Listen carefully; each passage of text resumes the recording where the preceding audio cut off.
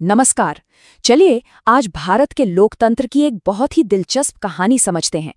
ये कहानी है एक रस्साकशी की। एक तरफ है संसद जिसे कानून बनाने की शक्ति मिली है और दूसरी तरफ है हमारा सुप्रीम कोर्ट जिसका कर्तव्य है हमारे मौलिक अधिकारों की रक्षा करना।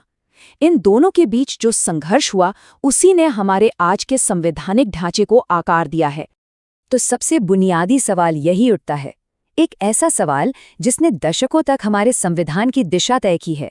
क्या संसद जिसे लोगों ने चुना है उसके पास इतनी शक्ति है कि वो संविधान का कोई भी हिस्सा बदल दे, यहाँ तक कि वो अधिकार भी जो हमें एक नागरिक होने का एहसास दिलाते हैं?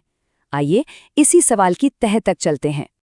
आज की हमारी चर्चा में हम सबसे पहले अधिकारों के गार्डियन यानी अनुच्छेद 13 को जानेंगे। फिर देखेंगे कि न्यायपालिका ने इसे लागू करने के लिए कौन से सिद्धांत बनाए। इसके बाद हम संसद और सुप्रीम कोर्ट के बीच हुए उस ऐतिहासिक टकराव की बात करेंगे जिससे मूल संरचना का सिद्धांत निकला। फिर हम अपनी और अमेरिकी प्रणाली में एक छोटा सा फर्क देखेंगे और आखिर में ये समझेंगे कि ये सब आज हमारे लिए इतना जरूरी क्यों है। तो चलिए शुरू करते हैं। हमारे संविधान में एक ऐसा आर्टिकल है जो हमारे मौलिक अधिकारों के लिए एक ढाल की तरह खड़ा है और वो है अनुच्छेद 13। देखिए, ये सिर्फ एक आर्टिकल नहीं है, ये इस बात का ऐलान है कि भारत में संविधान ही सबसे ऊपर है। मतलब कोई भी कानून, चाहे वो संसद बनाए या कोई सरकारी दफ्तर, संविधान से बड़ा नहीं हो सकता। और यही अनुच्छेद हमारी अदालतों को वो ताकत देता है जिसे हम न्यायिक पुनरावलोकन या जुडिशियल रिव्यू कहते हैं। मतलब ये जांचने की शक्ति कि सरकार का हर कदम संविधान के दायरे में है भी या नहीं। अब अनुच्छेद 13 के अंदर 4 हिस्से हैं, हर एक का अपना काम है। पहला हिस्सा संविधान बनने से पहले के कानूनों की बात करता है। दूसरा हिस्सा सरकार को भविष्य में कोई भी ऐसा कानून बनाने से सीधे सीधे रोकता है जो हमारे मौलिक अधिकार छीन ले।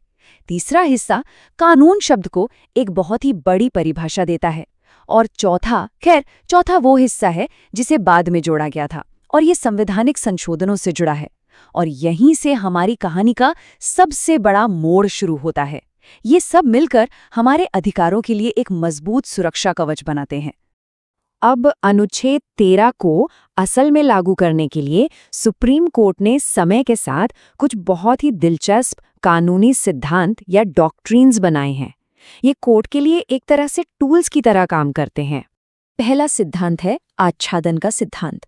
इसे एक ग्रहण की तरह समझिए।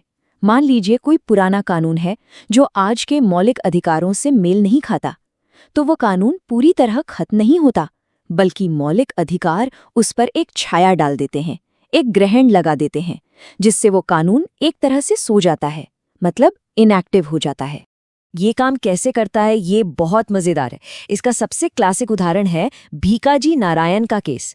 एक पुराना कानून था जो सरकार को ट्रांसपोर्ट पर पूरी मोनोपोली देता था। जब संविधान आया तो ये कानून व्यापार की स्वतंत्रता के मौलिक अधिकार से टकरा गया। तो कोर्ट ने कहा कि ये कानून मरा नहीं है, बस इस पर मौलिक अधिकार का ग्रहण लग गया है। फिर कई सालों बाद जब संविधान में संशोधन हुआ और सरकार को ऐसी मोनोपोली की इजाजत मिल गई तो वो ग्रहण हट गया और वो पुराना कानून वो अपने आप फिर से जिंदा हो गया। उसे दोबारा पास करने की भी जरूरत नहीं पड़ी। अब आते हैं दूसरे सिद्धांत पर। इसे आप कोर्ट की सर्जिकल स्ट्राइक भी कह सकते हैं। अगर किसी कानून का सिर्फ एक छोटा सा हिस्सा ही संविधान के खिलाफ है तो पूरे कानून को फेंकने के बजाय अदालत एक सर्जन की तरह सिर्फ उस खराब हिस्से को काट कर निकाल देती है। बस शर्त यह है कि बाकी का कानून उसके बिना भी काम कर सके। लेकिन ये कैसे तय होगा कि कोई हिस्सा काटा जा सकता है या नहीं? इसके लिए RMD चमार बगावाला केस में कोर्ट ने एक टेस्ट बनाया। कोर्ट ये देखती है कि कानून बनाने वालों का इरादा क्या था। क्या अच्छे और बुरे हिस्से इतने ज्यादा गुथे हुए हैं कि उन्हें अलग ही नहीं किया जा सकता? क्या बचा हुआ हिस्सा अपने आप में एक पूरा कानून बन सकता है? इन्हीं सवालों के जवाब से ये फैसला होता है।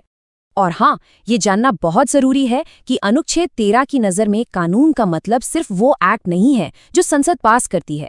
राष्ट्रपति का कोई अध्यादेश हो, सरकार का कोई छोटा सा नियम हो या कोई ऐसी पुरानी परंपरा जिसे कानून की तरह माना जाता हो, ये सब कानून के दायरे में आते हैं।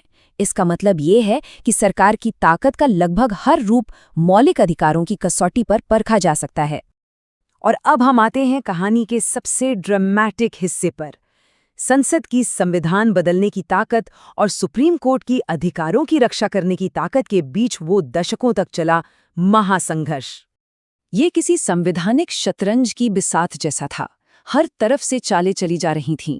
देखिए, 1951 में शंकरी प्रसाद केस में कोर्ट ने कहा, हाँ, संसद मौलिक अधिकारों को बदल सकती है। फिर 16 साल बाद 1967 में गोलकनाथ केस में कोर्ट ने पूरा यू टर्न ले लिया और कहा, नहीं, संसद मौलिक अधिकारों को छू भी नहीं सकती। इस पर संसद चुप नहीं बैठी।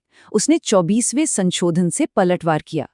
ये टकराव बढ़ता ही गया और इसका क्लाइमैक्स आया 1973 के एक ऐतिहासिक फैसले में। इस बड़े टकराव से एक ऐसा सिद्धांत निकलकर आया जिसने भारत में शक्ति के समीकरण को हमेशा हमेशा के लिए बदल दिया। इसे हम जानते हैं मूल संरचना के सिद्धांत या बेसिक स्ट्रक्चर डॉक्ट्रिन के नाम से। तो केशवानंद भारती केस में सुप्रीम कोर्ट ने एक शानदार रास्ता निकाला।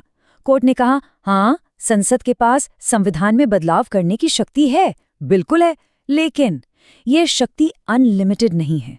संसद संविधान की नींव, उसकी आत्मा, जैसे कि लोकतंत्र, धर्मनिरपेक्षता, शक्तियों का बंटवारा, इन सब चीजों को नष्ट नहीं कर सकती। ये संविधान की मूल संरचना है। और फिर मिनर्वा मिल्स केस ने इस बात पर पक्की मुहर लगा दी। कोर्ट ने कहा कि न्यायिक समीक्षा यानी कोर्ट की जांच करने की शक्ति खुद संविधान की मूल संरचना का हिस्सा है।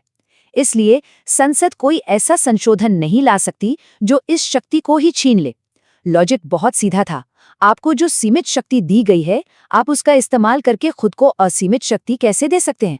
चलिए 1 मिनट के लिए थोड़ा बाहर देखते हैं और समझते हैं कि भारत की ये न्यायिक समीक्षा की प्रणाली अमेरिका से अलग कैसे है। सबसे बड़ा फर्क ये है कि भारत में जुडिशियल रिव्यू की ताकत हमारे संविधान में अनुच्छेद 13 में साफ साफ लिखी हुई है। वहीं अमेरिका में ये ताकत कोर्ट के फैसलों से धीरे धीरे विकसित हुई, जैसे 1803 का मशहूर मारबरी बनाम मैडिसन केस।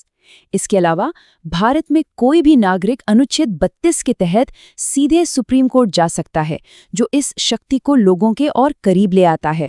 तो सवाल ये है कि ये दशकों पुरानी कानूनी लड़ाई आज हमारे लिए क्या मायने रखती है? सच तो ये है कि ये सिद्धांत सिर्फ इतिहास नहीं है, ये एक जिंदा विरासत है जो आज भी हमारे अधिकारों की रक्षा कर रही है। उस पूरे संवैधानिक संघर्ष का निचोड़ ये है कि जुडिशियल रिव्यू अब हमारी लोकतंत्र का एक ऐसा स्तंभ बन चुका है जिसे कोई हिला नहीं सकता। ये हमेशा ये सुनिश्चित करता है कि सरकार की कोई भी ब्रांच अपनी तय सीमाओं को पार ना करे।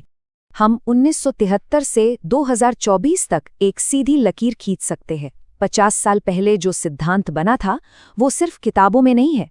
हाल ही में 2024 में जब सुप्रीम कोर्ट ने इलेक्टोरल बॉन्ड स्कीम को रद्द किया तो उसने इसी मूल संरचना की शक्ति का इस्तेमाल किया। कोर्ट ने कहा कि ये योजना नागरिकों की सूचना के अधिकार का उल्लंघन करती है, जो अनुच्छेद 19(1) के तहत एक मौलिक अधिकार है। ये इस सिद्धांत की ताकत का सबसे नया और सबसे बड़ा सबूत है। तो अंत में एक सवाल छोड़ जाते हैं। जैसे जैसे समाज बदल रहा है, टेक्नोलॉजी बदल रही है, हमारे सामने नई नई चुनौतियां आ रही हैं। ये देखना वाकई दिलचस्प होगा कि संविधान का ये मजबूत सिद्धांत भविष्य में हमारे अधिकारों की रक्षा कैसे करता है।